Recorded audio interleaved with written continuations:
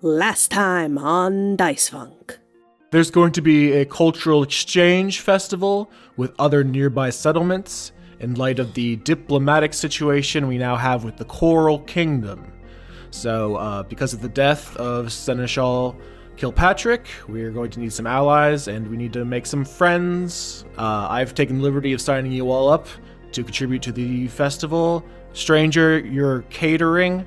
Lilian, entertainment. Hialeah, speech writing.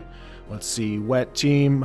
Boyce, we need some sort of construction for some sort of event center. Barbella, we need religious outreach, and Reaper security. So I appreciate that, and I'm sure you're all going to do great. You said you came out here with a friend who passed away. Are you in queue? Will I be vibe checking your friend sometime soon? Ollie was pretty sick and for a while, and we came here kind of in anticipation of it. But when it came close to their time, Ollie, said to me, "Don't bring it back, boys." And it wasn't like they were upset or anything, but they just felt like they were okay with passing on. But so I'm honoring their wishes, but I still want to see their plans through, because I really, they have such beautiful ideas for buildings and way communities come together. So I'm just trying to, it's almost like if someone gives you a really interesting idea, but they don't know how the underpinnings of it work, and then you can kind of go in there and add the structure, the stability to make it into something. That's what I'm trying to do, but we just don't have a lot of materials. We don't have a lot of resources to get it done. Everyone here seems to think that the banyan tree and the riddle snake are gifts to the people here. I'm an outsider. My people are very different than you, as you can plainly see. I think I might view it a bit differently. It seems to me it is in a way almost a test or a punishment. We agonize over who to bring back, why to bring them back, who has the right. You never know if you've made the right choice until it's potentially too late. Alright, so I imagine that how this goes is that like Lilian is whiffing with this goddamn sword. I don't think they have ever landed a hit with the stupid thing. And so in the swing of the next sword hit, there's a surge of magic energy and just kind of a thunder wave. Instead of hitting you with the sword, it ricochets off a fucking blast off the sword to hit you instead. Barbella is knocked back and looks up and is beaming ear to ear. And is okay, I told you that first time to hit me with the strongest thing you got. Why did you hold back? I don't know why I keep holding back. I'm not even thinking about it. When I pull my punches, I think I'm still in this state where I am acting like I've got to pull my punches so that I don't mess up with the ones that I do hit. If I go all out, what happens if I fail then? Okay. So this is purely about proving your mettle. This isn't, you don't really miss this guy? No, he sucked. Why would I miss him? Oh, I don't know. People tend to bond with teachers. You look up to them. They're like mentors. I suppose if you had a choice where you were learning from, but I didn't. This person sucked. The whole reason I agreed to this whole thing is because they would never pass one of your stupid vibe checks. Everyone up here has to be like a goody two-shoes to come back, right? There's this sun elf called President Slater who seems to have some really powerful magic. I tried dominating him magically, it didn't work. I tried outwitting him, I tried intimidating him. I can't get the full handle on his powers. And apparently there's this storm giant that's somewhere around the island named White. And they both sound really powerful. And I'm trying to handle it. I think I've put things in motion to handle it with all the power of the church and God in an anime. But if I fail, I want there to be someone who can fill in for me, and I'm asking for you to be that person. And with Bishop Bittercreek's blessing, we will repay you by bringing your master back much earlier than originally agreed. Look, I need to know the answer. That's really it. If it's any consolation, if nothing happens, I will be giving the body part back to Buck, and he will get to watch it, I don't know, disintegrate into mush. He likes to do that. I mean, I guess if we bring Pofo back, maybe Pofo would find some kind of interest in having, like, part of his own dead body part back in his hands, and they could, like, put it in their little mushroom house and watch it muck up. I mean, I still don't quite get how that's appealing, but, like, you do you, I guess. Yeah, this individual is gonna walk right up to the gig in this terrifying, sort of imposing walk. It looks like the ship that they were on could have carried multiple people, but it seems like it is just him who arrives and will sort of like take an ominous look around before turning his attention to you, stranger, and saying, Little brother, how are you doing?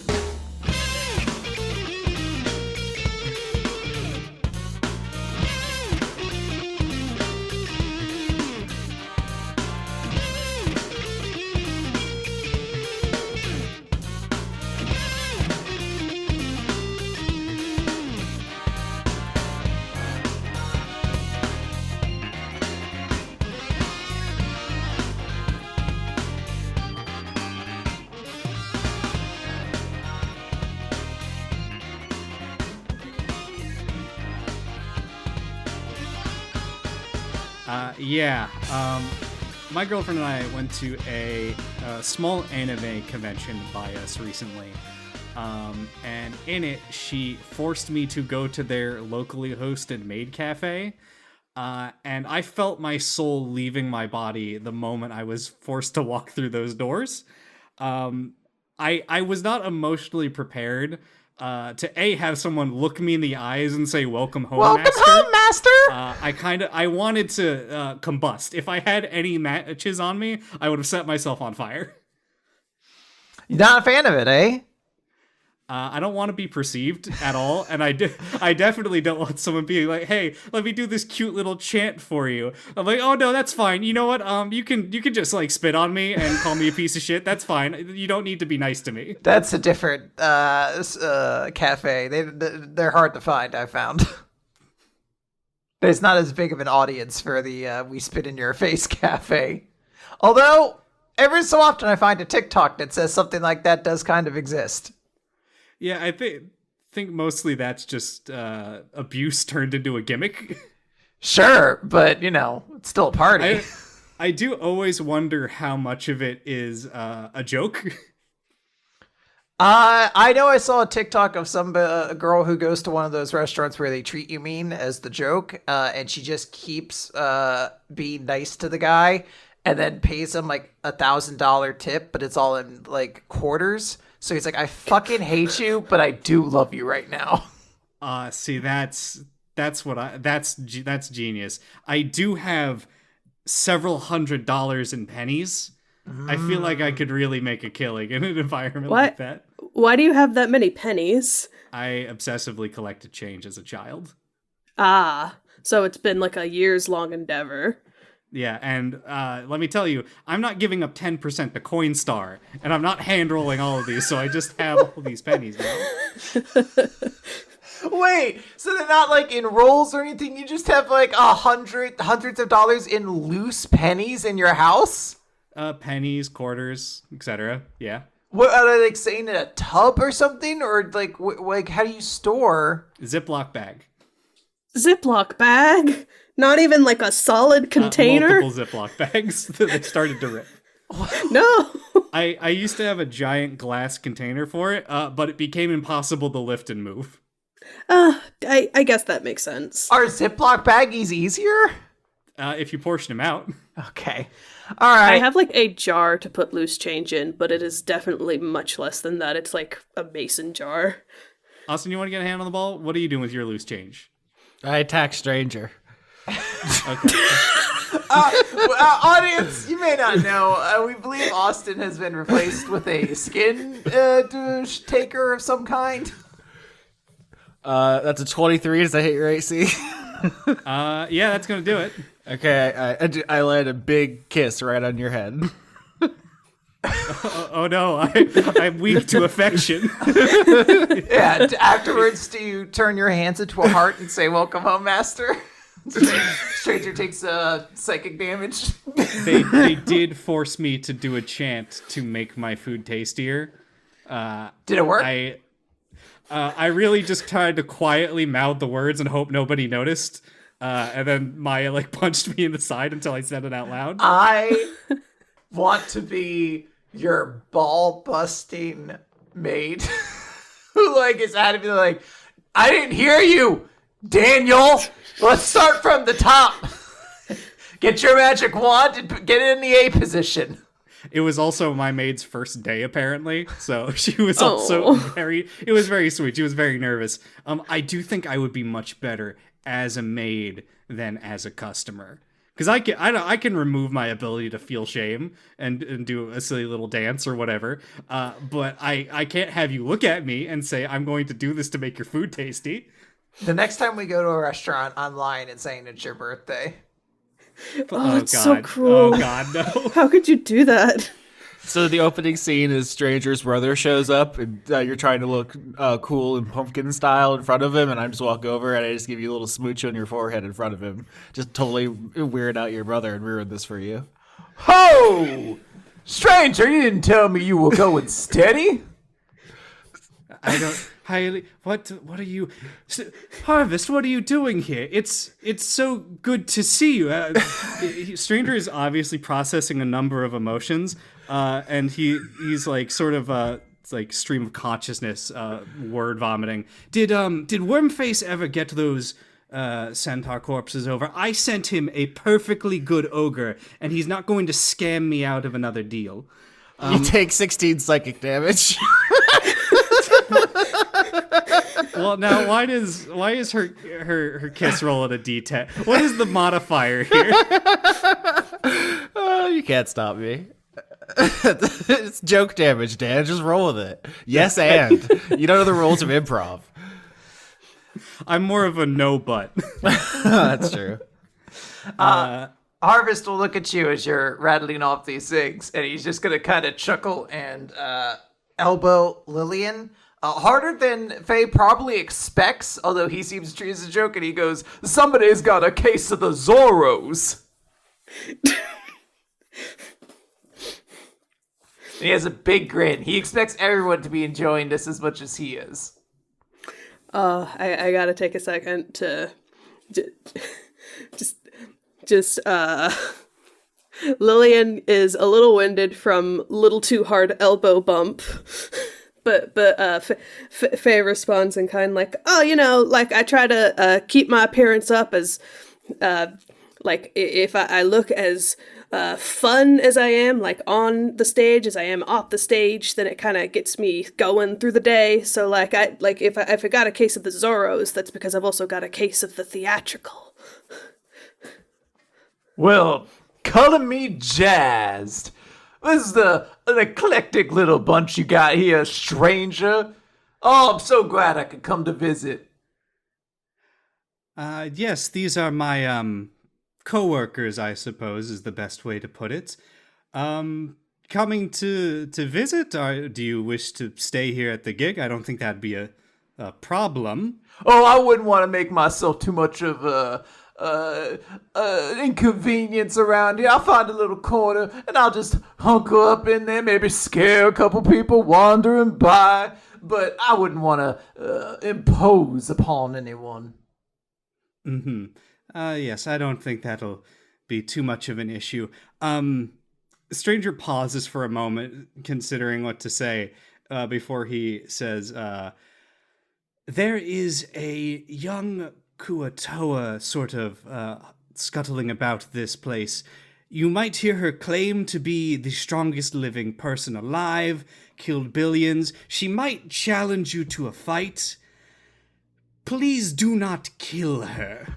If somebody wants a fight, you know what I always say. The harvest catchphrase, come on, snake, let's rattle.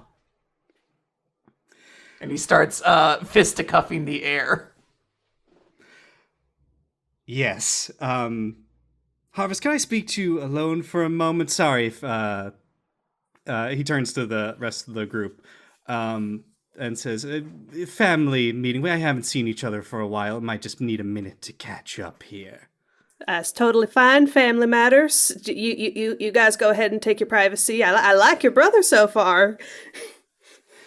He is a fun my brother guy. Is nothing if not fun.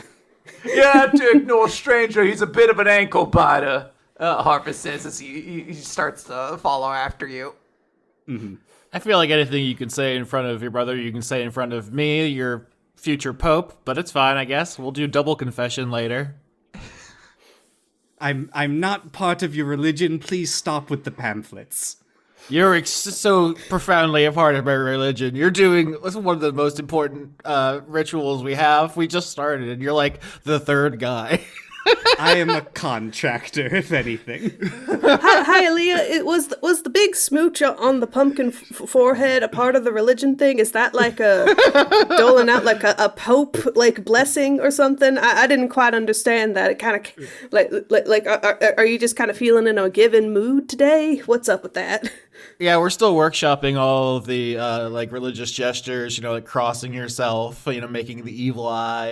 Every religion has some kind of thing. So I don't know if forehead smooches might be ours. I'm just feeling it out, seeing what sticks. Now, you say that from the vantage point of somebody who's taller, and thus forehead smooches are the perfect vantage point. Are you concerned about the smaller members of your congregation? Well, Hialeah is going to be the one giving out the smooches, so I don't think she's worried about it too much. Yeah. So is this like you go to get your communion wafer and then the priest kisses you on the forehead? And it's not like a greeting, it's like just for the religious person specifically to like their like flock. That's so stupid. When you take a step back, everything religion is so fucking camp. It's it's all so corny. We all have little call and response things. We got little symbols. It's we're so silly. Smooches be with you and also with you. Absolutely. Oh yeah, if we replaced the part of Catholic Mass where you had to give handshakes with smooches on the forehead, it would be a very different vibe. I do love the idea of like giving out some affection for like this religion involving like like the tree and stuff. Like what's more affectionate than like looking into someone's mind and figuring out if they can be brought back or not. All right. Are you done talking to your brother? Can you come back now, stranger? I don't think we started yet. She's impatient. Let's let them actually speak. Before he does speak to him and say, regarding the smooches, I may have to nail my 95 theses to your door on this, but we'll circle back to that later. Not if I smooch him first. Oh, goodness. Couldn't you just nail them to the side of the body? It's all wood. He's got a point there. So Stranger will take Harvest off to the side, a little bit out of earshot, and say, Harvest, I'm overjoyed to see you. I miss home desperately. What are you doing here? Why do you think I'm here? To see my little brother, of course. I'm going to incite this because Stranger's out here for a reason. He was picked for a reason. And he's a little bit concerned that Harvest has suddenly shown up, and he wants to make sure that there's nothing happening to cause this. Sure, roll with advantage. Just your brother. 22. Yeah, 22. I mean, you know your brother long enough to know that he has sort of a level of artifice over himself at all times. So as he jokes around here, you know that there is a real reason that you probably just have to cut through the bullshit to get to. Why would you get advantage on your brother? I would get disadvantage on my brother. I never know what that dude's up to. You have a different kind of brother relationship, I think.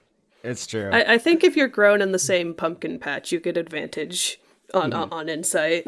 Let me tell you, my half sister, she was 14 years old when I was born. We've never lived together. We have a perfect relationship.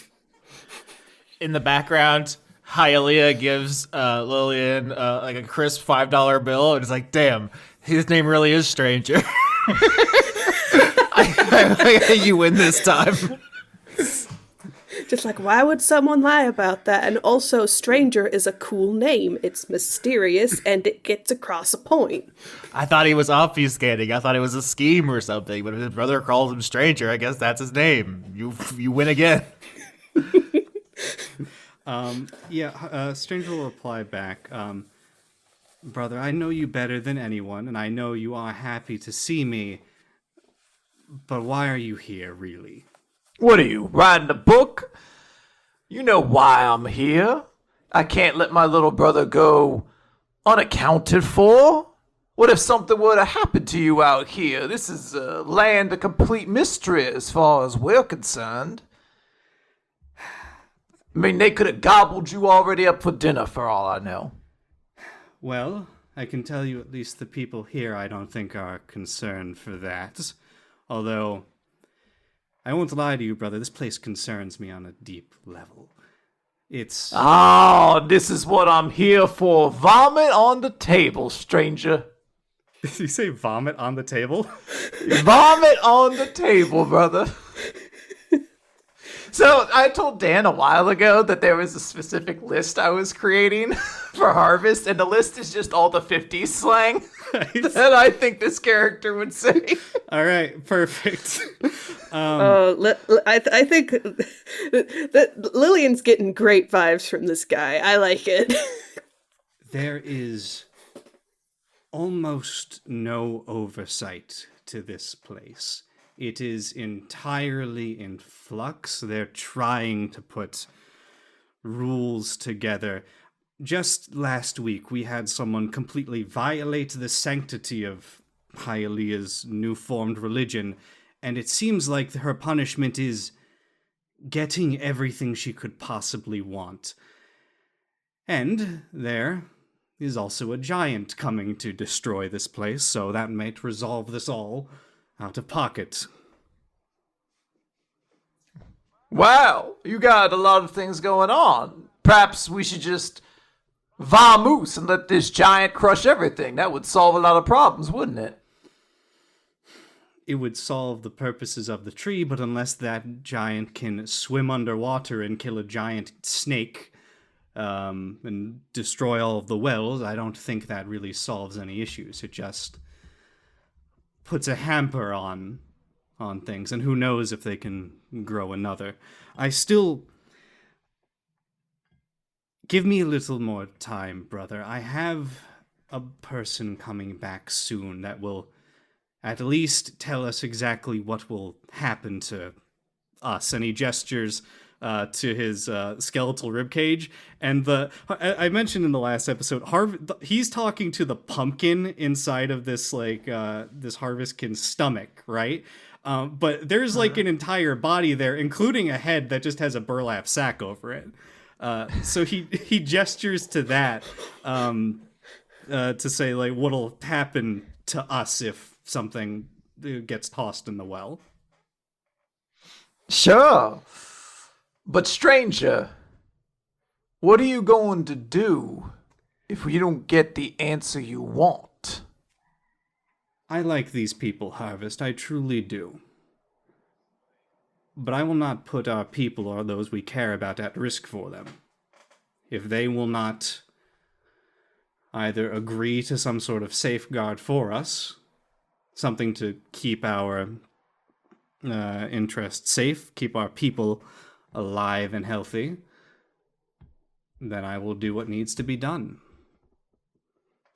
Cull the weak to save the rest.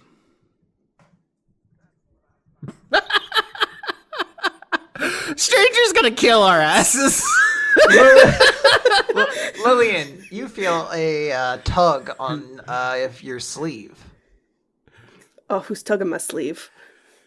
Tugging your sleeve is Needles, who is looking kind of nervous and is like, "Hey, Lilian and Father Time, she says, looking at your direction, Hialeah, and she's like, Lilian, can we like talk?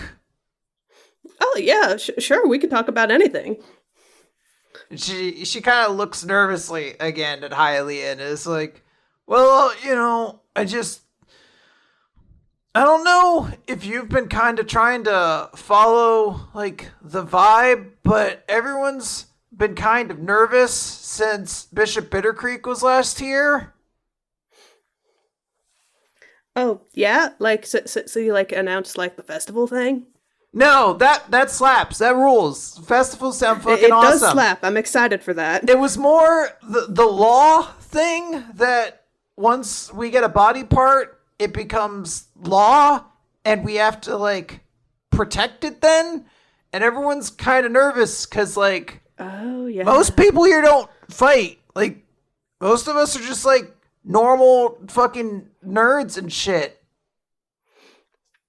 I hadn't really considered the implications of protecting the body parts under the jurisdiction of the Riddle Church underneath, because I assumed what he meant was that, like, the people that the church hires would be, like, guards or something. Like, they'd be, like, security called in if something bad happened. I hadn't stopped to think that maybe this was something that would involve, like, just the normal people coming in and out of the gig. But I mean, most of the corpse parts are stored here. Like, a lot of them we can't store underwater without them, like, falling apart. Like, sometimes people just bring, like, eyeballs and shit. Like, that's gonna fucking... Yeah, we gotta have go, a dry like, freezer. Yeah. Under freezing temperatures. Keep them clean and safe in different containers. Plus, this place is, like, haunted as shit because, like, people keep knocking over urns and shit. So, like... I said I was sorry. I didn't mean you, Lilian. I meant clumsy fucking Hialeah over there. She keeps tripping over things with her big, sexy root legs. I'll let that one go, Needles, because you said they were sexy. But next time, you better watch your ass. I've never knocked anything over. I have a elegant motion at all times. Turns to get another towel, knocks over an urn. out in the field? Who even put that there? But yeah, Needles, you bring up a really good point, and I feel like it's not fair to put that on, like, the normal people here working, living at the gig. I thought she'd be the best person to ask since, like, I don't know, I think people tend to look to whoever the vibe checker is to, like, who's technically kind of leading us. And, like, not for nothing, but nobody's really able to 100% trust Stranger right now. Mm-hmm. Yeah, I know that he's doing stranger things. Whispering in the corner with, I assume, is, like, his dad or something? Oh, that's his cool older brother. He's very fun. See, to us, it's just kind of unnerving because they show up and then whisper in a corner, and it doesn't feel good. Like, these are the people who hate this whole ritual, right? So, at least in this case, I think that they're talking about, like, family matters, like family stuff. Like, if my folks showed up, I would probably want to talk to them in private too. Yeah, I guess. But, like, what if he's trying to blow up the gig? I get the impression that if Stranger wanted to do something, he would not resort to something as bombastic as blowing something up. I think he would, like, do some sort of pumpkin-themed animal attack. Cut to Harvest and Stranger talking. Yes, Harvest, you are correct. Probably one angry beaver, a box of matches, and some lighter fluid could set the banyan tree up ablazes. But, like, he's not really shown any intention of, like, directly, like, hurting anyone or anything here. Like, if that changes, then like, we would, I guess we'd burn that bridge when we get to it. But for now, like, I think the more important thing is just figuring out what to do about, like, protecting the body parts, if that is, like, something that has to be under the jurisdiction of like vibe checkers and like the gig itself. I mean, it seems kind of inevitable, right? That, like, at some point, someone's gonna try to do something by force, right? I mean, somebody already did, like, last week. You saw. You very kindly offered to punch her lights out. Yeah. Though we ended up not going with that solution. And I still do offer to punch her lights out. I'll do it right now. I'll hit her in the back of the head with the chair. Just, I don't think we need to resort to uncaged wrestling maneuvers quite yet. You see Needles lift up a chair and start walking towards Miss Killings. No, Needles, not yet. Fine! It just hurls the chair across the hotel. But yeah, like, I think, in my mind, the first thing that we should probably do is, like, do a good look over of where we keep the body parts that are waiting, and, like, maybe think of some better security measures, because I'm sure there's, like, a door lock or something, but, like, maybe we should think about investing in, like, some protective spells, or, like, maybe, like, enlisting some people who do have fighting experience to, like, protect the place. Alright. Well, like, do you want me to, like, get Parks and maybe Mox and, like, we can figure this all out? Yeah, I think talking with those guys should be a good first start, like a first step one in what will probably be a multi-step process. So Needles is going to kind of, at that point, awkwardly look over to Hialeah and say, like, You know, not like I care about your opinion or anything, but, like, do you have an idea what we should do? Yeah, I mean, we've just started a whole new project here, so we don't have everything figured out yet, but I mean, we're clearly building up an organization, so we're gonna, hire up soon. Are you volunteering to be the Praetorian Guard of the Banyan Church?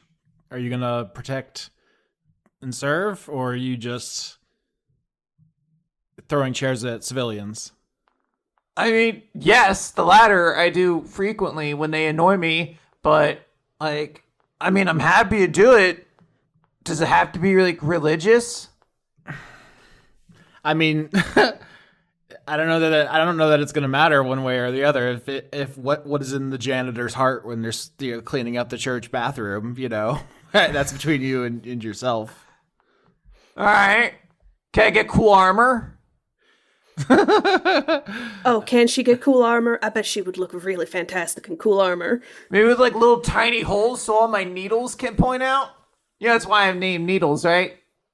I'm gonna have to insist that you have cool armor. Okay. Then yeah. Nice. I'll be the Praetorian Guard and I'll pummel anyone who ever tries to get close to those things. But if a lot of them come at me, I'll probably get overwhelmed. This armor's gonna be heavy because it looks so cool. And that's why we'll probably figure out, like, a second person at the very least to, like, help you out. Like, it's a shame that reaping person is underwater doing, like, her own things, because I think that she would, like, someone like that would probably be good. You seem like you guys might like each other. Have you met before? You're both very Our eyes met. active. We both crossed our arms, humphed, and turned our heads in the other direction, then both promptly walked into a wall because we weren't looking. You're both very Quinn voiced. You're both. That's the equivalent of, like, a full-on mouth kiss for those two. No, I hate everybody, and they're all stupid except for Lilian, who's the coolest. Stranger will, I think, probably at this point, head back over with Harvest. The conversation having turned much more casual. So, brother, bring any interesting bodies in? I know you were out on the hunt when I left. He's just going to reach into his pumpkin mouth and just sort of rip out a half-dissolved skull that kind of rolls across the floor. And he's like, well, I killed that person. I don't know if that counts. I kind of just found somebody I didn't like along the way. They had bad vibes. Fair enough. I think you mostly ate him. Not really what I meant, but... Well, it was a long trip. Had to snack on something. Come on, you want a nibble? Don't act like you and I haven't shared food before. We both had our chomps on the same corn cob, so to speak. Yeah, but generally I don't eat it after you've already swallowed it, brother. Is he trying to feed you like a baby bird? What's happening? Parks, we've got another skull situation. This is the third time this week. Hold on, I think this is now legally property of the church. Yeah. Oh no, don't bring this person back. And Harvest is going to run up and smash the skull with his foot. I think technically it can still come back. We haven't really delineated how much of a body you need. Hialeah with a broom and dustpan. I can work with that. I thought it would only be property if we officially put it into the queue. I don't know if it's property immediately as you cross over the line. You're going to need that in writing before someone sues. Hialeah, can we start writing this all down on a big contract type thing so that people can know the rules, because I know that a lot of the rule talking has been happening with our mouth words, but I don't think we've actually written all this down yet. Yes, maybe some sort of set of commandments written in stone. Oh my god. Or just some sort of testament written on the vellum scrolls I carry around constantly and talk about. Perhaps something ordained by God and then written by man. Some sort of gospel. Something I could transubstantiate. Okay, now we're just saying religion words. Harvest is going to kind of say to the group, though, were you all expecting company? It's hard to keep track. People are always coming and going. Oh, okay, I didn't know. I beat somebody here, so I guess you'll have more company later. You beat someone here? Yeah, I paddled until my little arms was so sore, he says with kind of a real poutiness in his eyes. Stranger, if you have to go home, your brother can work here instead of you. You know, his voice can get different and he could just, come with us. Hialeah, I think my brother's specialty is more putting people Hialeah, my brother's specialty is more making people die rather than bringing them back. I can work with that. We need more Praetorian Guard. Oh my god. How about that, brother? Maybe a nice Pope hat for your little friend there, and he gestures to Harvest's, decoy head. Well, Raz my berries. That does sound exquisite. I would love to razz this guy's berries. Speaking of that, I said that if I ever had to play Harvest, since I don't play characters that fuck, generally, I did establish to Quinn, Harvest does fuck. I have on here the two character notes. In my character notes, I have the two things you sent me about Harvest. One of them is about his personality, and then the second is just, he fucks, quote, Dan. And I kept both of those pieces of knowledge in my mind when I created Harvest. I'm putting a picture right now in the chat of the Swiss Guard that protect the Vatican. Now, this is how Needles and Harvest are going to be dressed when I get my hands on them. Harvest is going to have a giant pumpkin-shaped hole, though, so his head is visible. Absolutely. Needles are going to stick all through those. It's going to be so bad. It's going to be incredible. Yeah, she lives in those clothes from now on. So Harvest referenced beating someone here. I know that there's the cultural exchange happening, but that was mostly underwater. Stranger will flag down Parks and say, do you know if someone's supposed to be arriving today? Do we have anything on schedule for a vibe check? But I don't have anything specific.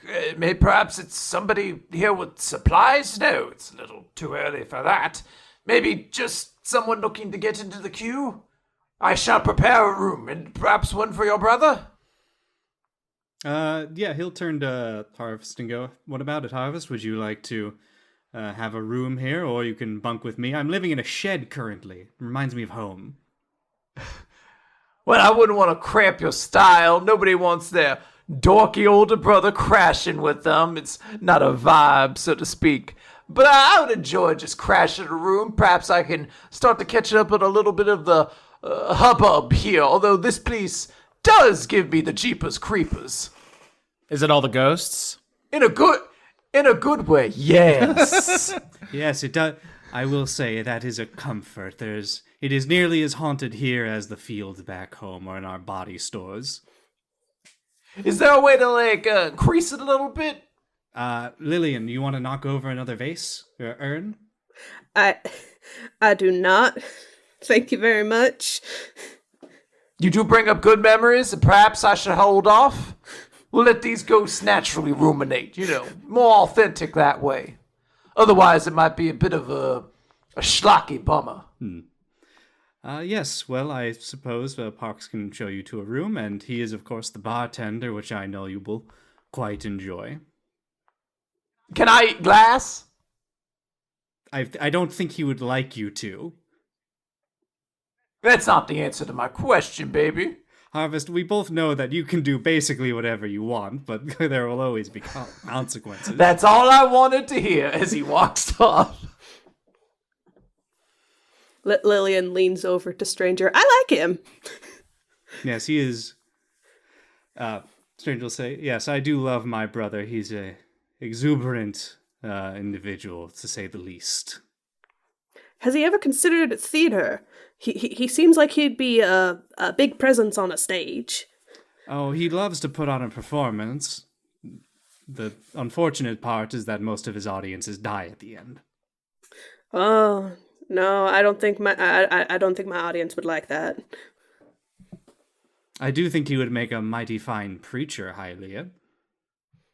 Yeah, I mean, we need a whole staff. We gotta have there's a lot of smooches we gotta give out. Well, would it be he would have to, I guess, have like a little step ladder because his main mouth is on his tummy. It's going to be a little bit logistically difficult for him. Well, maybe if you go from forehead smooches to like hand kissing, like that feels elegant. Smooches find a way. What if he got like a running start? Needles is gonna add. Needles, what are you doing here? Go put your costume on. I insist. All right, I just want to let you know I told Mox to come over. So, do you have your costume? Is it in a box? Where is it? What? I'm supposed to be in charge of everything around here? Yes, you're the Pope. No, listen, you can delegate. I can get some costumes made in a little bit, make it real nice and good armorful, and get those stripes you asked for. That is an interesting question. Does Lilian have like tailoring proficiency or anything along those lines? It does not look like it. I have proficiency in some instruments and disguise kit, but that's not quite the same thing as like tailoring. Like I'm good at like making like my theater clothes, but they are not super practical. Do you want that to be something Lilian tries to do? It could be something I try to do. All right. Do you want to give me maybe a wisdom roll then? You're not proficient with it, so you wouldn't get any like added bonus beyond just naturally how you learn to make clothes. Not great, but it's not a botch, so I'm improving. I'm getting better. Yeah, it's a 6 for our audience who is listening. With a 6, I could say that unfortunately you're not able to construct the full gamut of the Praetorian wardrobe, but you're starting to like figure it out. This is first steps. There's gonna be some design iterations. Just I'm definitely gonna have to work on it. So Hialeah, I'm just gonna ask for some Papa-ly like patience while that gets worked on. I'm gonna have to call a crusade. I'm sorry, you failed me for the last time. Oh no! How are you going to call a crusade? Your Praetorians don't have outfits yet. Hey, watch it, stranger. We're gonna do an inquisition on you specifically. I have very little you can cut off. It's going to be difficult for you. Does Mox come over? Is he also wearing the uniform? No, you have not asked him to join the Praetorian Guard. He is so frequently sad, despondent, and away, you haven't had the chance to ask him yet. I'm playing dress up with all your NPCs. All right, yeah. You know what? Mox, who to no point has ever been established to having talked about this idea, does show up in this fancy blue and orange with a black beret, I guess, and matching boots to the outfit. It's an ensemble that really does not normally vibe with his like sort of Sergeant Pepper aesthetic, but Mox, Speaker Mox does show up with it and is like, how did the duds look? It's just a coincidence. It just happened to anybody who was going to wear it today. He just decided on drip that fits your vision perfectly. Mm-hmm. He's like, I was thinking religious chic today. Did it work? Hell yeah. You have me praising the gospel once again, Mox. So I heard y'all wanted my attention. Thought I'd mosey on by, see if I can be of assistance. Oh yeah, like Needles brought up a very interesting point, which is that we need, like, if body parts that come into the queue are like under our protection, then that probably means that we need better protection for the body parts, if that makes sense. So you're looking to set up some kind of small force to protect them, or you're looking for a vault? Stranger will pipe up, since he wasn't part of the original conversation, and say, a vault would be ideal. That is what we do back at home. We have a few vaults, actually, depending on how valuable the body might be. Unfortunately, I do believe that one concern would be that there is not a significantly thick landmass to support a below-ground vault of any kind. It would have to be exposed from some angle to anyone outside. If not, anyone underwater could just swim on up and get in. I had not thought of that. Right. There's no... It's just plants all the way down. Each guardsman's uniform is tailor-made individually and weighs 8 pounds. A single uniform requires 154 pieces and takes nearly 32 hours and 3 fittings to complete. Mox, you're just cancel the rest of your plans, buddy. This does not fit? Did I make an oops? I'm just we have to do this right. Could I better be sculpting the tush? Well, obviously not. Don't be ridiculous. The tush is on point, clearly. Thank you.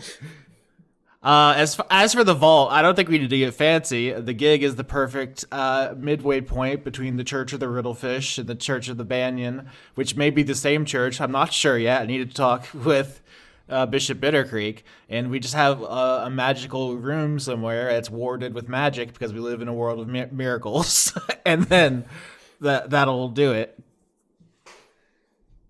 All right, you have those spells? Surely someone must. And you see, you see Mox kind of look around. He's like, surely someone must. Pox, do you know anyone who's like living here at the moment who wouldn't like know of like fancy protective spells or like get in contact with someone who does? I assume you talk to everybody and kind of get like that good impression of like what they're like doing so that you can like provide for them better. Oh, let me stop and think about that. I see casting all sorts of magical doodads. Is that Miss Killings? Yes, I saw her conjure a pen out of fire once. Oh, I'm not sure she likes us ever. We made a pretty bad impression. She owes us, so I think we probably have some leverage there. Can I roll Arcana to even know? I think Austin knows the spell Glyph of Warding. I don't know if Hialeah does. Yeah, sure. Give me an Arcana check. All right, this is a normal roll for my tree. 23. Yeah, Boom. of course you do. You wrote a book on it at one point. It was actually a pivotal part in the what was your The Sproutling Scholar series. Yes. Sproutling Scholars. Yeah, it was a huge plot point in Sproutling Scholars 4. Yeah, so this is a bard, cleric, or wizard spell, Glyph of Warding, which you can use to create basically a security system. I am a cleric, but I don't have third level spells yet, so I don't know. Let's see here. Requires 200 gold pieces, which the spell consumes. So this is like a whole side quest. Do you have anything on you that is valuable? Just the love for my friends. No, something with actual value, dear. I have a sassy robot. That's gotta be worth something. You're going to destroy me as a component magic part? I may or may not have a soul. How dare you? If I might make a suggestion alternatively, if Boyce could bring us some stone from below the waves, I, over a period of time, could make a lockbox with stone shape to hold body parts until they are needed, make them nondescript in a way that only can be identified by us, what body part is where, to keep someone from going and heisting for a specific piece, and then you have them in a perfect airtight environment. As much as I do love discussing the minutia of church security, and you know I do, does anybody in this room want to play Dungeons and/or Dragons with me tonight? We do have the squished bodies of Antonio Claudio, one person, and a Hook in a little box. I think they're crushed up guts.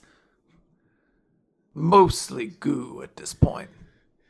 It's all I really had time to scoop up.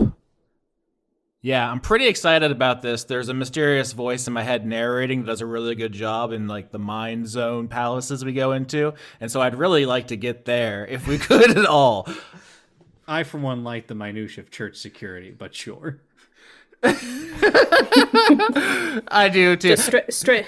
If this wasn't a show we were releasing for other people, I feel like Dan and I would sit down with like a pen and paper and be like, "All right, so we have to make sure that the water isn't eroding the foundation, and we have to account for the wind speed." I think the stone airtight box that can only be opened with stone shape or a literal fucking hammer and chisel is a great idea, personally.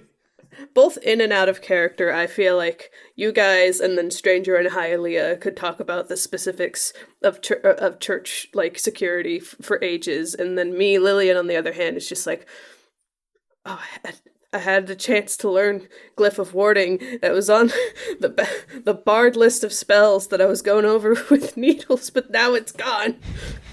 Is it gone? You can switch your spells.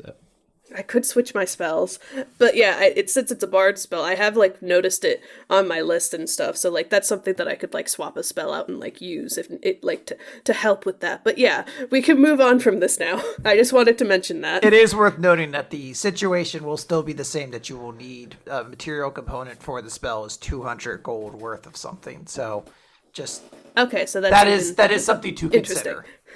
Okay, good to know.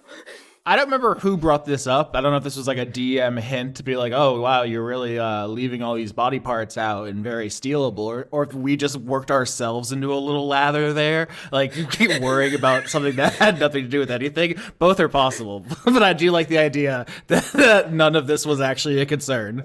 I think I have the answer to that question, but I want to leave that for you to consider.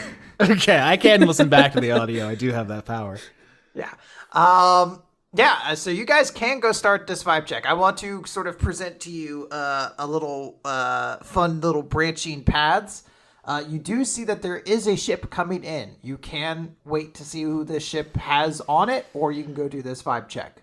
Oh, no, we gotta see who's arriving. It's important for us to make a good impression on the people who arrive here so they can spread the good word of Tree. Yes, I won't lie, there's a good chance Harvest scared whoever was on his original ship onto that one. Oh yeah, I didn't ask. What did your brother want? Or did you all were talking about some stuff? I mean, you're on a secret mission. Is this related, or did your cousin come down with a case of the buttitis, and you have to go home and check on that? What's going on? My brother travels near and far, and he was missing me. Simple.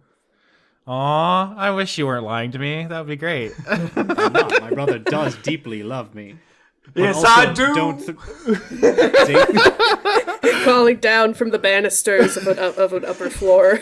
He's like kind of like spinning across the banisters a little bit, like bent over, like he's in a romantic comedy. He's like, I do. Yeah, a stranger is basically doing the same thing that Hialeah did. He's not lying. He's admitting information. He will say, I will warn you though. My brother is for all of his fun, he can be rather hot-headed. I would keep him far away from miskillings. Oh, I was hoping that they both could work for me. Is he gonna stick around? I think my brother enjoys his current position quite a bit. Okay, so he's just visiting and then he's gonna leave? In theory, yes. Okay. Oh, they put little chocolates on the pillows here. I hope those are chocolates. You never know with the fucking goofballs around here. Oh dear, he's eating the pillow. Hey, that's my pillow. I was saving that. Does that because she's weird. It's not edible. I saw the tree eating the towels, and I just assumed this was like a magical chocolate land where you could eat anything you wanted. Harvest not eating the same pillow from opposite ends like Lady and the Tramp. Lilian is going to walk outside to see who's getting off this fucking boat. Yeah.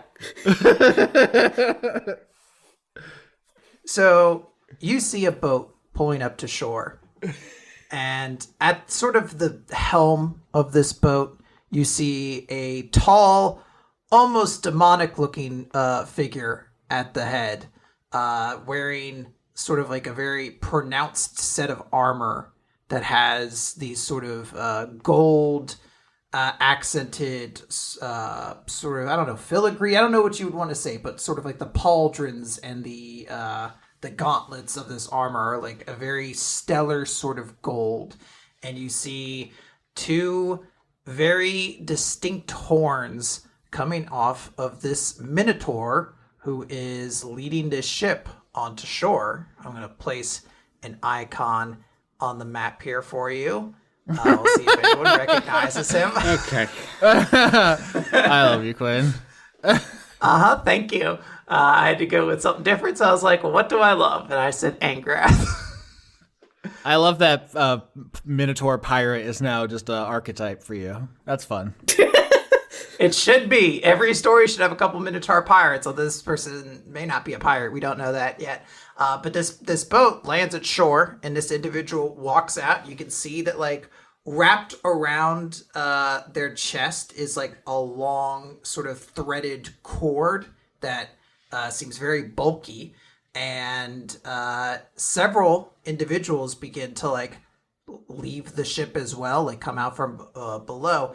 And I don't know of a better way to describe them. They look to be very similar to this person, this Minotaur, in appearance. Like, they all are wearing sort of like a black suit of armor with these gold accents along the pauldrons and the gauntlets and the boots that have sort of like almost like an Art Deco kind of aesthetic to it. But these individuals all are wearing helmets as well. And they are following directly behind this Minotaur who... as he sees, like, you all coming, kind of gives, like, a quick hand motion, and all of these soldiers that look like maybe about 2 dozen's worth kind of stop at a immediate degree of seeing his signal. Okay, so a Minotaur in big armor, and you said 2 dozen, 20 soldiers get off? That's so many dudes. Are they also Minotaurs?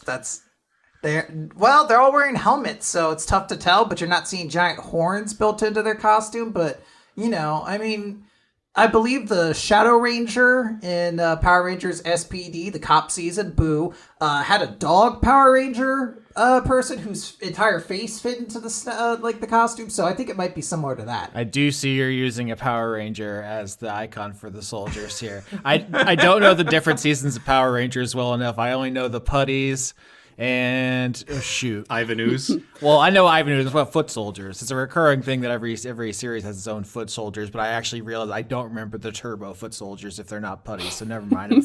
I'm a fake fan. They were Piranhatrons, I think. Oh, okay. Well, That's Turbo. That's not even a Turbo Ranger. That's a Zeo Ranger, Austin. How dare you get this wrong? I can't believe I've done this. This is humiliating. I was a Dino Force guy. I really like the dinosaur seasons.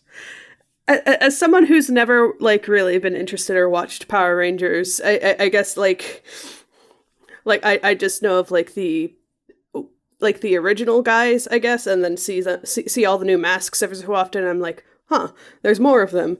But anyways, I see all these guys get off the ship, and Lilian is going to take the lead and like go over and like give like a deep theatrical kind of bow and say something like, "Oh well, just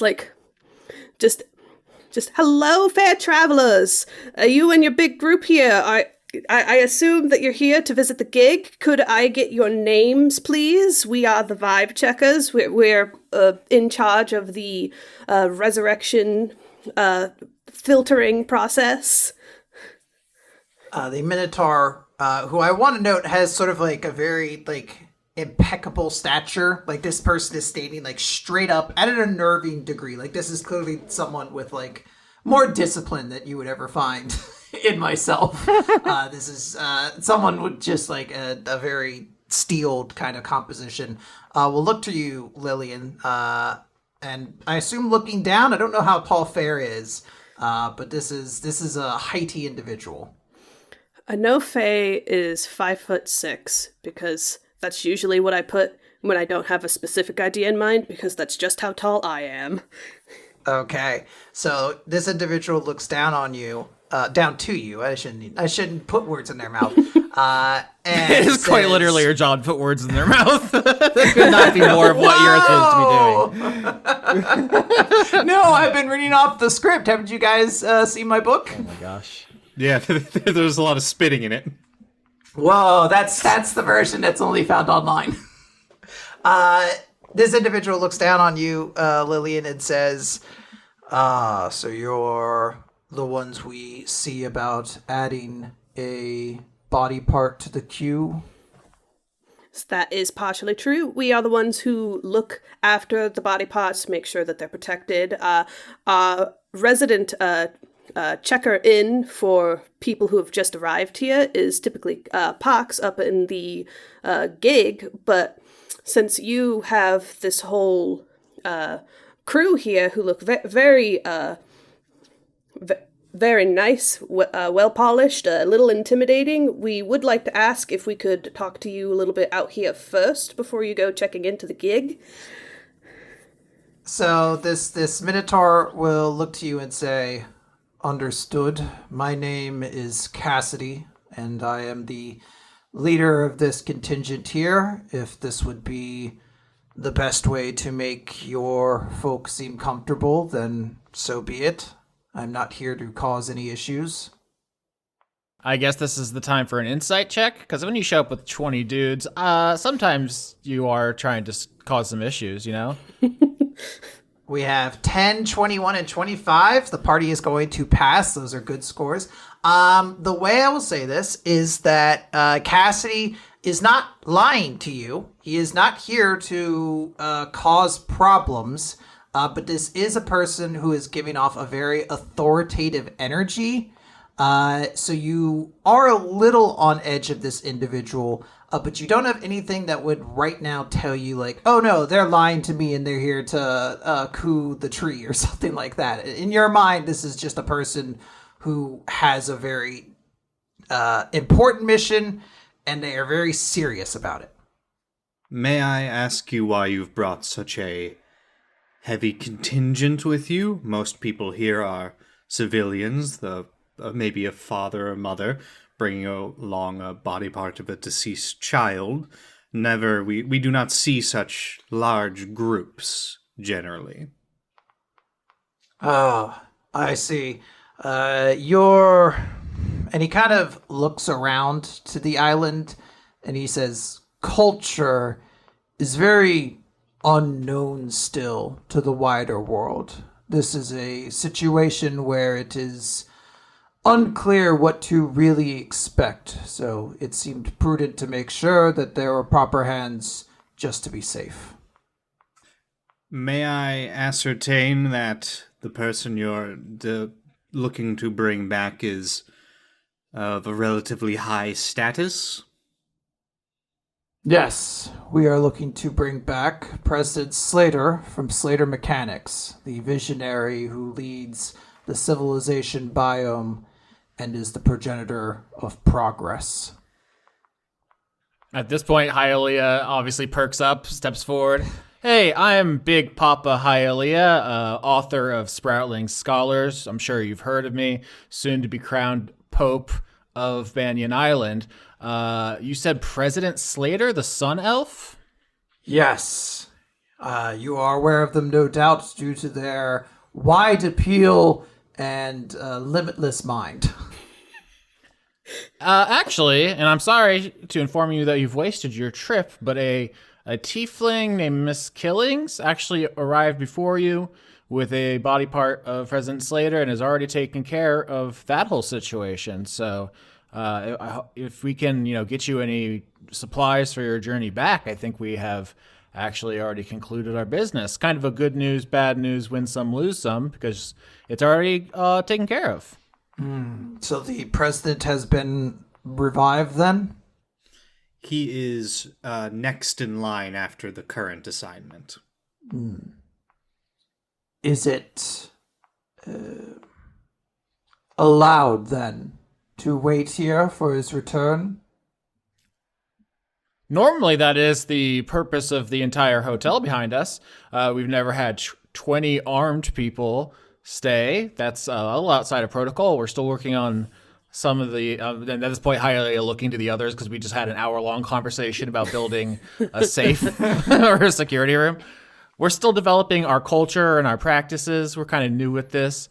So I would actually prefer if perhaps your friends stayed on your ship. I mean, if you seem to be in charge, was it Captain Cassidy?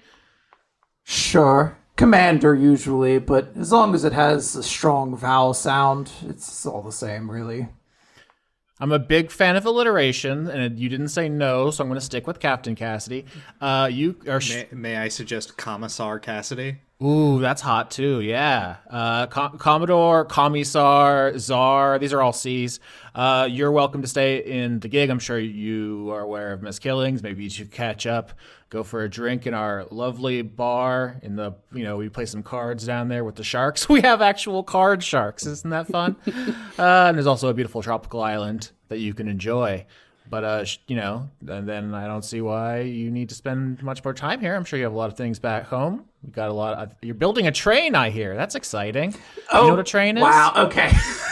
They're building a what?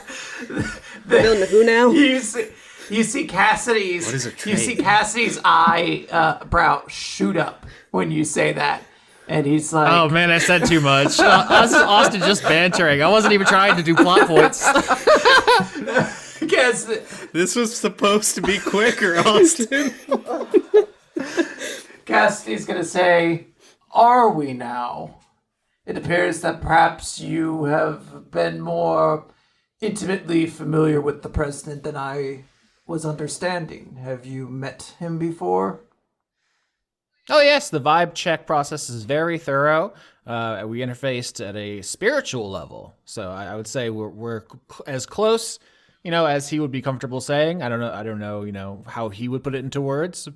Friends, partners. Partners? Something like that. I can back that up for you. We get to know these people pretty well. Like we get to see basically their lives flashing before their eyes, but in front of us and in a weird dream logic way. Yeah, so this is what a fortuitous time for us all. It seems like you, are a very dedicated public servant to the, was it Progress biome? Do you have was there a more formal name? Progresstopia, Civilizationville, something like that? That needs to be determined once we know when that season will take place in the order. And I can follow Austin's alphabetical rule.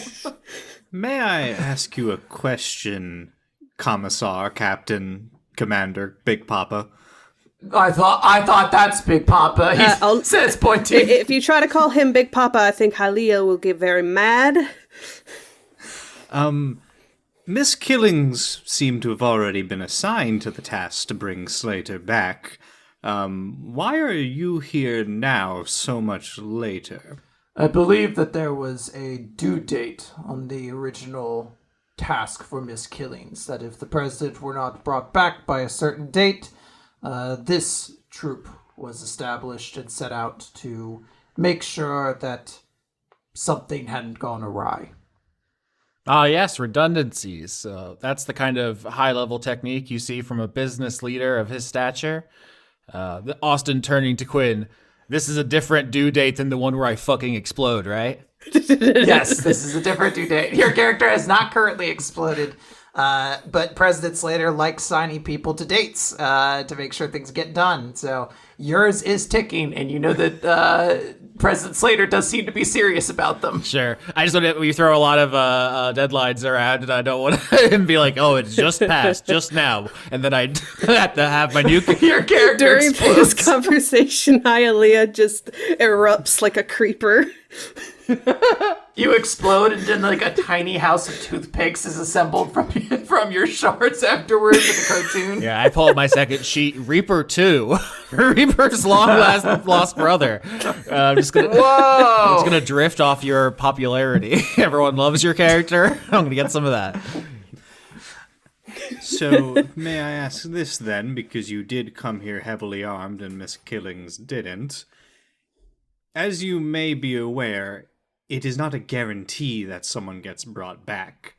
What would you have done if Slater was rejected? I don't know if I can properly answer that without knowing the circumstances. There is not exactly clear logic to what you all do. I was not aware of any moral check that is done on an individual per se. I was told that there's a big fish or something in the water that guards things, but the actual mechanics are quite mysterious to us outsiders. I suppose if you were to go through your check and determine that President Slater is an individual not worth bringing back, I would accept it, though I would have to extremely question the logic that would say that one of our greatest minds should not be brought back.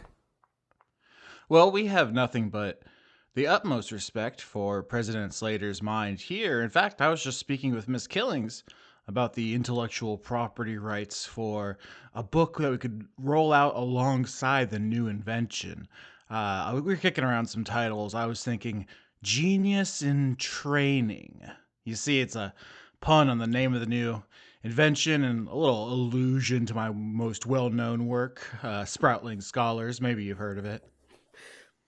I'm sorry, what is a train? Hi, Hialeah, could you backpedal to the trains part? I don't remember seeing a train. I'm not sure what that is. Is that some kind of fruit? Y'all are getting really hung up on this. No, it's just an invention. He's an inventor. Okay. So he's like a big smart man. Yeah, he's just a big nerd. He does run factories. That makes sense. Sorry, it just felt like something to get hung up on. It seems as though there is not complete communication amongst all of the vibe checkers, was it? Truth be told, your Miss Killings interfered with the process, to say the least. That is most unfortunate. And I can see to it that she is heavily reprimanded and perhaps removed the moment we return to the civilization biome. That seems a bit hasty. I'm sure President Slater can work things out. I mean, it's all turned out for the best, you know. So what they say, the means justify the ends. It's all good. I'm not familiar with these end of the world phrases you use.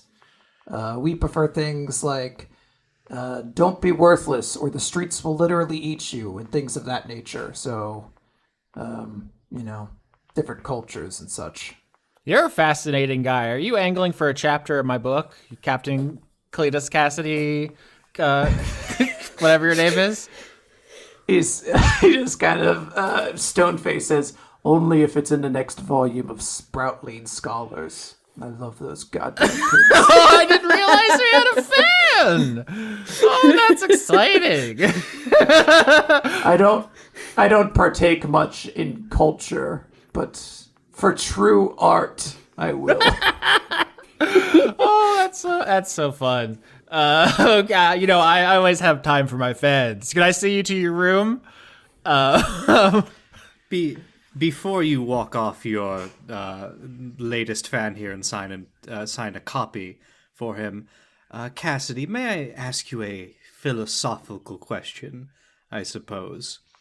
You may. I may not have the most purposeful answer, unfortunately. I am usually muscle in my line of work, but I will be happy to answer the best I can.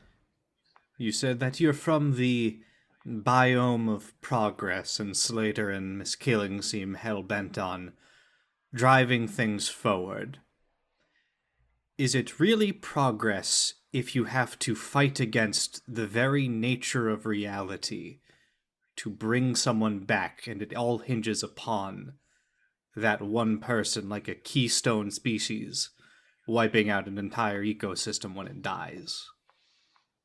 That would imply that bringing the president back would be bad for some reason. I'm implying that it is not natural. It's not progress, it's reverting something that has occurred.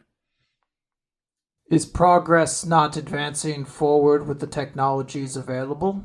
The civilization biome has done a lot by taking technology found in the old world and finding a way to repurpose and revitalize it. Technology's lost to time. Should we abandon all of the progress they have made because they once were?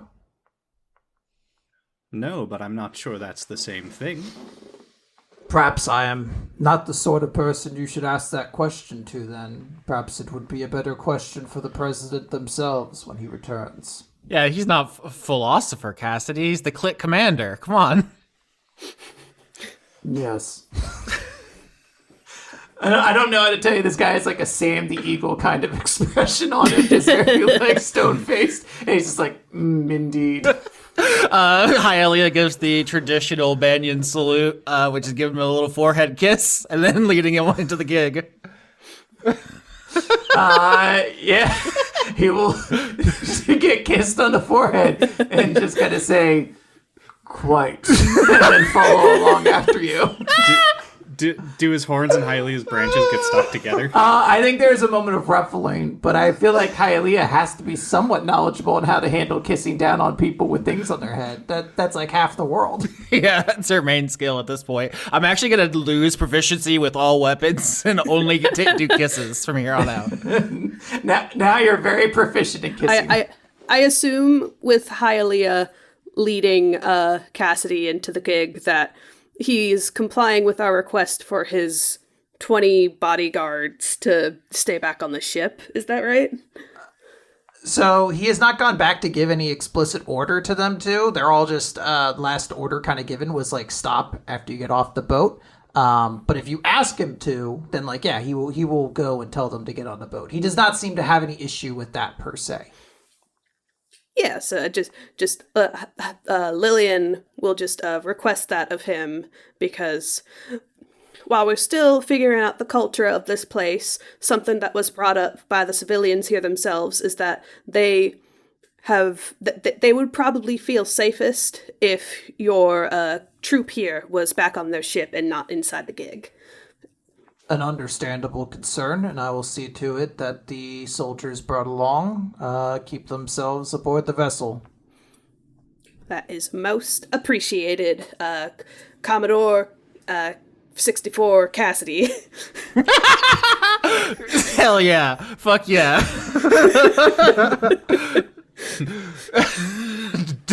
Quinn, I need a laugh from you before you continue. That was very good. It was very good. Yes, it's excellent. This character who has 17 new titles will walk over and give an order, and all of the soldiers will clamber back onto the vessel, and then they will follow, I think, Hialeah to the gig, which would leave Stranger and Lilian behind to talk about what just happened. Yeah, in the background, you just hear Hialeah say, "So what does President Slater pay? Because I am putting together a Praetorian Guard. Are the muscles fully in those pauldrons? Is there any air in there at all?" Just like as they walk away. It's actually sculpted directly to my skin. Not like in a melded way, but there is no breathing room. Should my weight change ever, I will never be able to wear this again. Oh yeah, man, damn! They have the fucking macros down in Civilization Biome. They have every calorie is accounted for. Oh yes, it is no wasted calories where I'm from. As Hialeah's taking Cassidy to the gig, I guess Lilian will like take the moment to have like the aside with Stranger, just be like, "So that went pretty well, but I was a little worried when I saw a bunch of people with weapons. They weren't drawn or anything, but, considering the concerns we've gotten very, very recently, might be a good idea to think about, like, what we'll be doing about that kind of stuff in the future, because, like, if people want to bring, like, their forces over here to, like, have, like, an official procession for like bringing back like a president or like a king or something, we should probably have a better welcoming party than the three of us just kind of walking up to them every time, especially if we might already be busy with something like we were just about to be." I think beyond that, it's far more than a welcoming party. From what little I know of Slater, it does seem to me that I don't think the good Commodore would be as acquiescing to us rejecting his rejecting.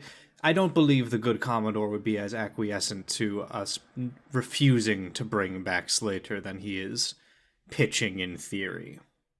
You don't bring 20 armed men to a place without some inkling to use force.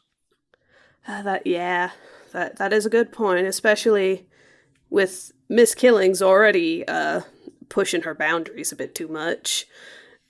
And like, I do wonder, like, if Mr. President Slater is so important, like, how, like, are they, like, do they have somebody running things back there, or are they, like, just kind of waiting for Slater to come back, like they think it's a guarantee or something, which, like, I want to bring back as many people as possible, but, like, there was a little bit there where I thought maybe that wouldn't happen. Like I said, it seems to me that it is a bit of a keystone army. Without Slater, it seems like this biome is not going to function at least how they believe it should. So, in what I believe is a direct countenance to progress, they've decided to bring him back. And if by Miss Killings is any indication, by any means necessary. The fact of the matter is simple. This will occur again, and they are not going to be as friendly as Cassidy is being right now. Just kind of like a nod of the head and like a nervous gulp. Like, yeah, probably. Golly, there's a lot more preparing for things to get very violent than I thought there would be when I took up this position. It's the way of the world. This place controls something more valuable than every ounce of gold on the planet. Just it does make sense that people would do anything they could to bring back people that are important to them. I know I felt the same way. I know that's part of why I took this on, because I know that getting your people back makes like the world of difference to you, and I want to do that for as many people as I can. Hialeah is right. There does need to be some sort of Praetorian guard for this place, particularly. At least someone to stand by while we're vibe checking. We cannot have another incident like Miss Killings go by. And we cannot have an entire standing army invade these shores while we're, well, indisposed. It is very nice. We already have my bestie Needles volunteering for that. I guess we'll have to maybe ask around, like maybe have Parks put out like a sheet that people could sign up for, and we can like judge those people too, like on like their fighting abilities, because we can't just like draft like civilians in there. They need to like know how to fight, and they need to want to fight, and for the right reasons. What are the right reasons, then? Well, the right reasons are to protect the people that they want to bring back to life, and to protect the people who are waiting here for them. Like, this is basically like a whole little town by now. Like, it's like we got to make sure that, like, the people here who are, like, a grieving widow or, like, a sad, like, grandchild aren't, like, on like, the battlefield or, like, in the middle of, like, a theft or something. Well, I think you'll have sort of an inherent problem if you're just pulling from those waiting in the queue. The moment their person is brought back or denied, well, they're not going to continue to work here. And I imagine there is nothing that is going to aggrieve someone more than fighting and killing for this place, potentially, and then being told we're not bringing their person back.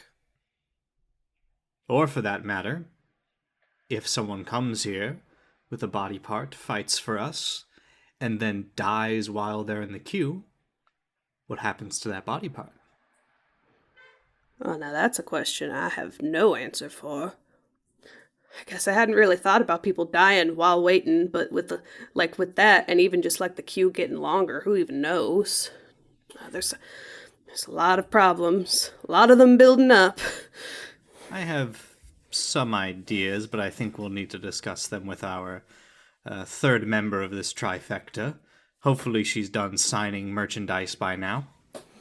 Hopefully, I know that there's like a lot of volumes in that Spratling Scholars book. My mom keeps like one or two of them in like her like private bathroom to like read sometimes. So like I've seen like volume 14, the Eclipse of the Heart, like volume 20 something, like just clown college. Well, hold on. The babies are going to college? They're going to clown college. They're geniuses. They're geniuses, you see. Yes, but clown college?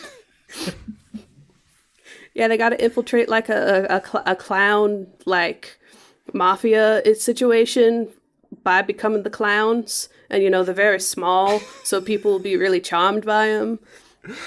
You're saying this like it's a wacky, unrealistic premise. That is literally the setup of one of the James Bond movies. He goes to clown college? No, he has to infiltrate a circus. I believe that's Octopussy.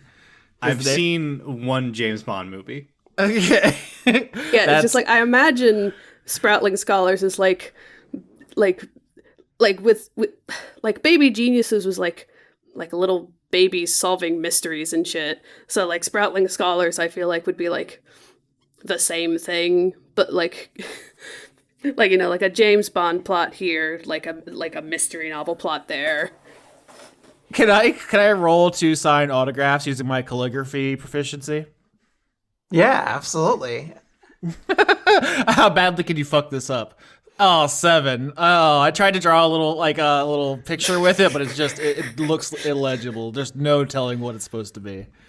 Well, I was saying, does Hialeah sign things a lot? Do you run into a lot of fans? Are you normally this pronounced about your works? Because you name dropped your own work in a conversation. This person did not recognize you, like, on the spot. No, I think that's part of her insecurity is that she's like a niche person. She like has fans. She's not like delusional, but no, she doesn't commonly run into them.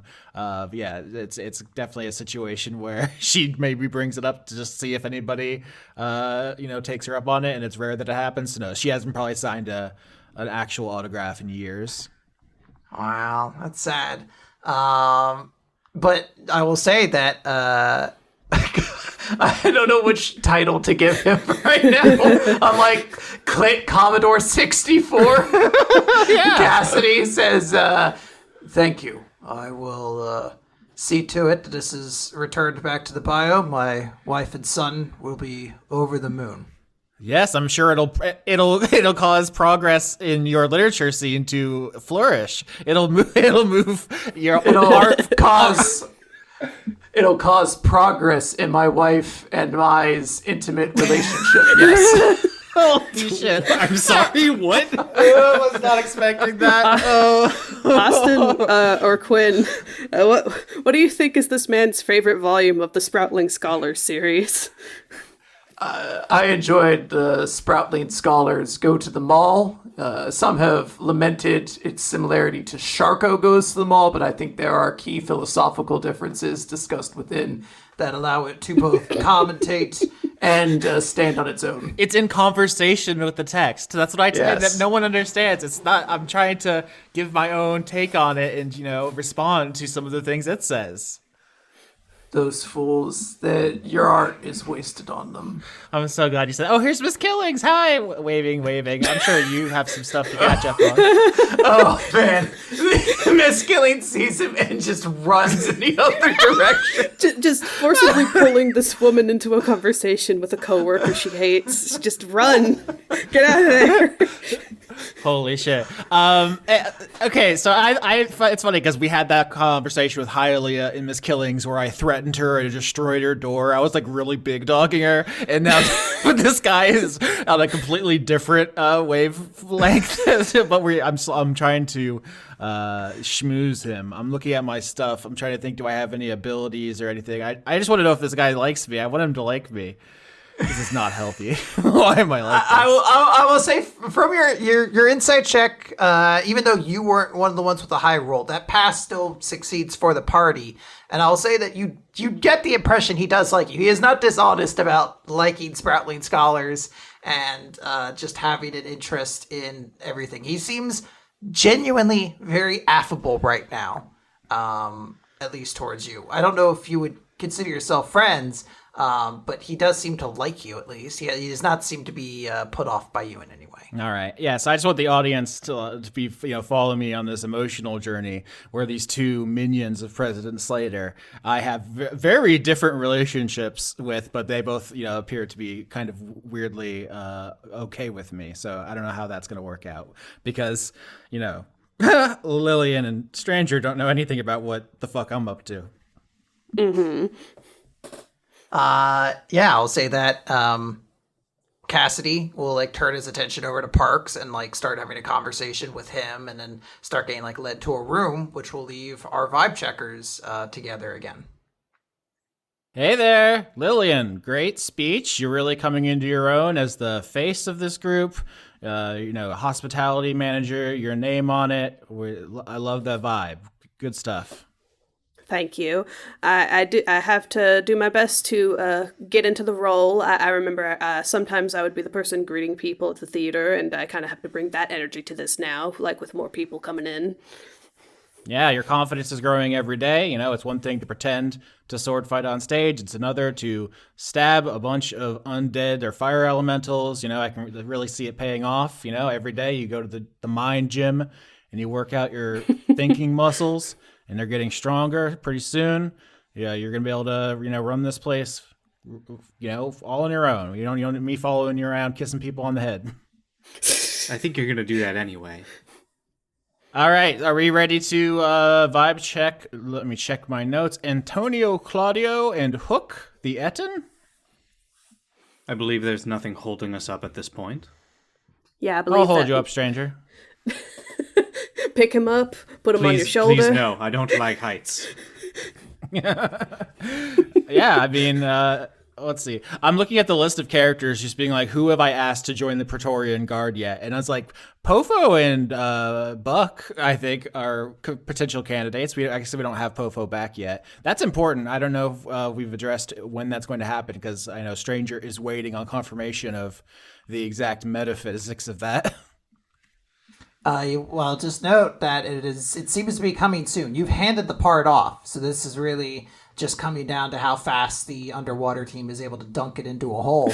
But you assume it'll be soon. So I believe that is a little thought going on. I believe there was a conversation, however, that Pofo, Buck rather. I believe there was a conversation that Buck probably has to leave this place because his mushrooms were actively eating through the island. So it's funny you say that, because we definitely talked about that, but ultimately did not ask him to leave. So we can go back and listen to that audio, but we did not. He is under the impression he is still staying on this island, but he is just actively toxic to most people, so he doesn't leave his house pretty much. The only reason he can hang around with Pofo is that Bodaks are immune to poison. Yeah, I think at the time Stranger pitched maybe suggesting that they head towards his homeland for a safer place to be for them at the very least. But yeah, that bridge can be crossed when we get to it. Is Hialeah bringing up the guard thing again? Because Stranger does have a suggestion. Yeah, sure. I think she just says when Pofo gets back, let's ask him and Buck if they're interested in Praetorian Guard duties, because they seem pretty gnarly, Yeah, Stranger will pipe up and say, I believe we're going to need more than potentially just the two of them, even if they did agree. As you can see with Slater, he commanded a small fleet of warriors to roll up on this island. And despite his amicable nature, I do not necessarily believe that Cassidy would have been so agreeable if we said no. And there will come a point where we will say no to someone and they will not take that as an answer. Someone on the level of Slater. Yeah, Hialeah, who's always very silly and goofy and joking, kind of, puts on serious face and says, yep, we're reaching the point where we need to put on our big plant pants and get serious about running this place. We've had a lot of fun. We're learning about ourselves and each other, but if not a standing military, we have to think about how we defend ourselves from people who want to take what we have. So I have the seeds with me to plant new harvestkin. It would be slow going at first, and there is always a startup, but they would be here. There would be attrition at first, as always. There will be some that will pass away through the process, through whatever I grow, but they will grow up here and in turn likely want to defend this place. If you think that the growing of some more harvestkin like yourself might take a while, I also had a suggestion, because we were talking about how trying to have people sign up here might not be the best idea, because some people, once their family comes back, or maybe even if their family can't come back, they might just want to leave and not do the Praetorian Guard anymore. I had the idea of maybe we could try to reach out around the surrounding biomes, maybe figure out a way to maybe ask if there's anyone interested in helping out with the growth of this place. Not exactly sure what we could offer. Maybe like benefits, warm meal, housing, entertainment. it seems like our biggest import at this point is body parts, and it seems like Harvestkin's main requirement is body parts. So the synergy there is obvious, and perhaps even why you came here, stranger. You've been playing that one kind of close to the chest. But do you think there would be any, let's call it, negative optics to the idea that we're kind of hoarding people's loved ones and their bits to make soldiers out of? That does seems like something the villains in a story would do, is my concern. Stranger frowns at being compared to a villain just because of how his people kind of reproduce. He will say, we don't necessarily need bodies to grow. It makes the process a lot easier. Sort of how your banyan tree, it grows along the existence of another tree at some point, does it not? It gives it form and structure. It's similar to that. It's a much slower process, a much more careful process otherwise. No, the banyan tree is straight up strangling, crushing, and eating other trees. It's metal as fuck. Yes, I do quite like that part. That said, there are people here almost assuredly, and there will be more, that have likely died or not claimed body parts after they were rejected. Seems like that's easy fodder at that point. Sure, I mean, I feel like that's going to be more explicit thing we start saying to people, which is when you turn over the body part, either we bring them back or we keep it to be turned into more soldiers for our church army, she said, realizing the words are coming out of her mouth and how they sound. We're getting intense. I knew this was going to become the cult season. Just now, I don't know if it's. I don't know if it would be specifically be an army for the church. I do. I think it may be in your best interest to divest, to split that down the middle, a separation of church and state, so to speak. It's funny. I hear you, Dan, and I know we have a lot of listeners who aren't loving the religious who are really heroes. interested in anti-disestablishmentarianism. Yeah, I feel like the church isn't a friend to a lot of our audience, but I don't know. This feels like a Vatican situation where you're like your faith service is your state service. It's just they feel inextricable, and maybe I think just maybe Hialeah is going to be in the wrong here on this one, or you all can yell at her. But I feel like she says the only reason anyone cares about us is because of the banyan tree and the well of resurrection. Just millions of people would kill us to have them. So I don't see it going any other way. I've read a lot of books and stories about things of this nature. I'm happy to be wrong. It just seems like it's going in that direction. Well, if I may point something out, you are the only worshipper of this tree, and yet it lets us do the job just as well. Have you ever felt the tree touch your heart? Have you ever felt the warmth of its approval?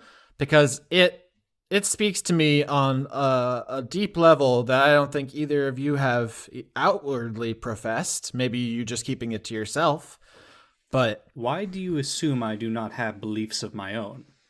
I promise I haven't made any assumptions about you, stranger. In my mind, there's a room labeled Pumpkin Friend, and it is full of many boxes that I haven't looked through yet. I'm trying to be patient about your whole deal. I have not felt it in the way that you have described. I have felt things like that in my life. But I think you are maybe mixing two things that don't have to be mixed. There is a difference between worshipping your idol and the management of the island.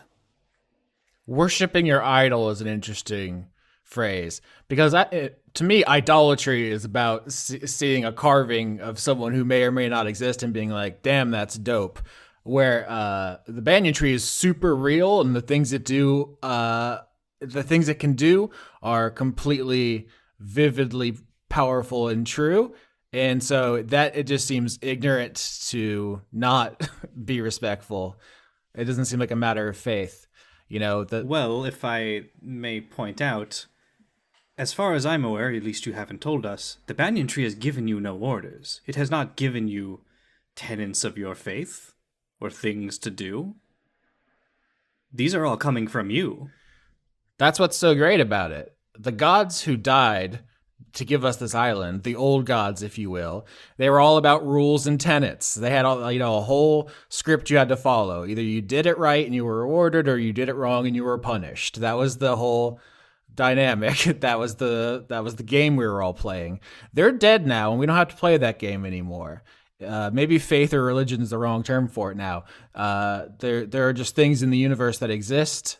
I've been calling them noumenon, just the things beyond our explication, and they don't have rules. They just are. And maybe that's not religion. Maybe that's just a lens to see the world through. Like the riddle snake, that's not telling anyone what to do. It's just asking you to think about the world and try to guess at its mysteries. If I could interject, if you would let me follow that for a second, if the banyan tree is not like the old gods and it's not handed down any like orders or like tenets to live by, wouldn't that just kind of mean that like you are looking at the banyan tree and like being like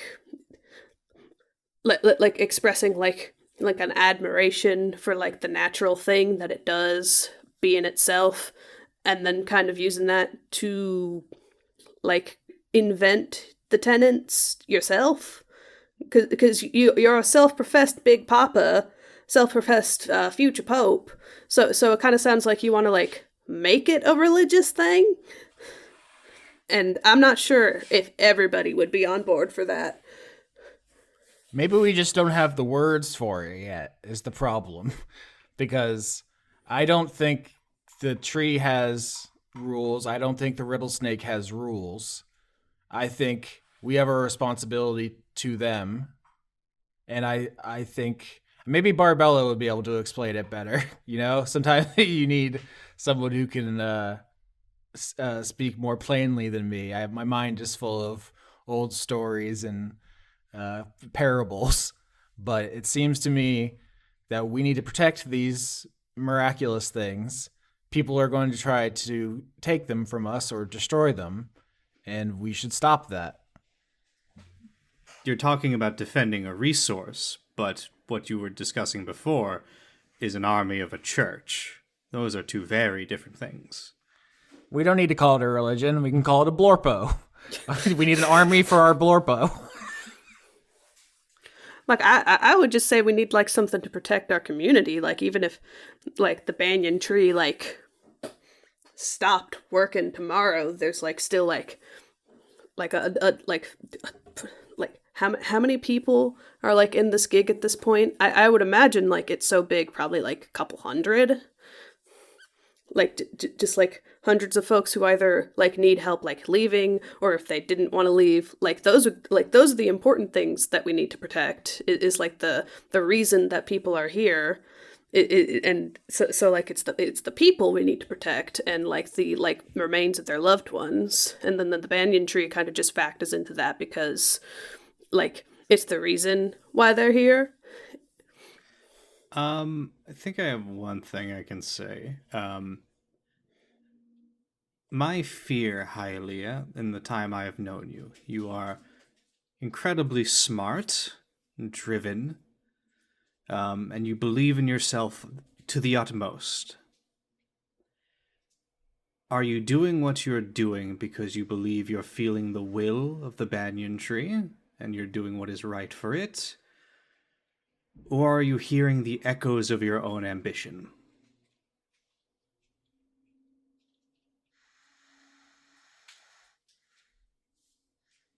Yeah, I feel like at this point we arrive at the banyan tree, and Hialeah uses that as an excuse not to answer. that feels natural for her. Yeah. Stranger notes your non-answer. She's avoiding the question. I need to ask a question to you as the vibe checkers. There's been so much talk in this episode about somebody who will protect the vibe check and a Praetorian Guard. Do you have anyone to protect this vibe check? Like, is there anyone that's going to stand outside to make sure no one tries to interfere? Yeah, I think I explicitly said, Needles, you need to stand guard from now on. You know, honestly, I think potentially with everything that's happened here, Stranger might actually ask his brother to watch. Oh, very interesting. Needles and Quinn has to take a note of this. Needles and Harvest will have a wacky adventure protecting the tree while we're inside it. Stranger will say to his brother, though, I guess before it starts, I would very much prefer if you're not. You aim to incapacitate. Yes, okay. Yeah, so standing outside will be Needles and Harvest. Needles wearing a very, poor facsimile of the costume that Austin originally described. She's torn it all to pieces. It looks like it was originally somewhat similar and then has got caught on different parts of her needles and then it's just shards kind of around her. And Harvest, very notably, not in a costume. He's like, you didn't tell me that we had to have special duds, stranger. I was not aware of it until today. It apparently is a new uniform requirement. Well, that's a shame. Do I get mine in the mail later? Sounds like a good plan.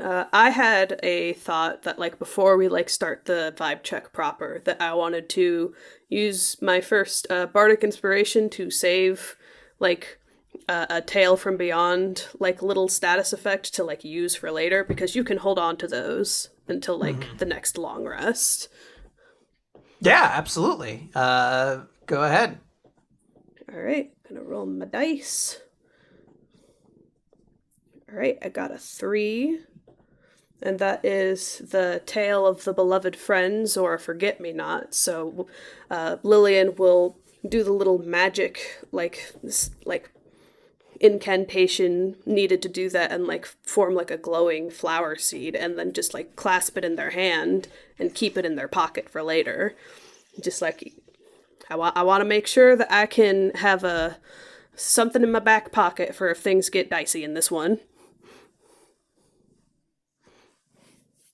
All right, so you guys will place the sort of jewelry box filled with goo onto the pedestal inside of the banyan tree, and you will slowly start to feel the strangling vines of the banyan tree crawl up you, and feel that the world is starting to fade away, just as you've had experienced multiple times at this point. But before everything can go black, you hear a loud crash. And the last thing you hear before the world fades away to darkness is Needle shouting, "The gig!" Ah, fuck. Quinn, don't break my hotel. That's where Reaper keeps all of her stuff.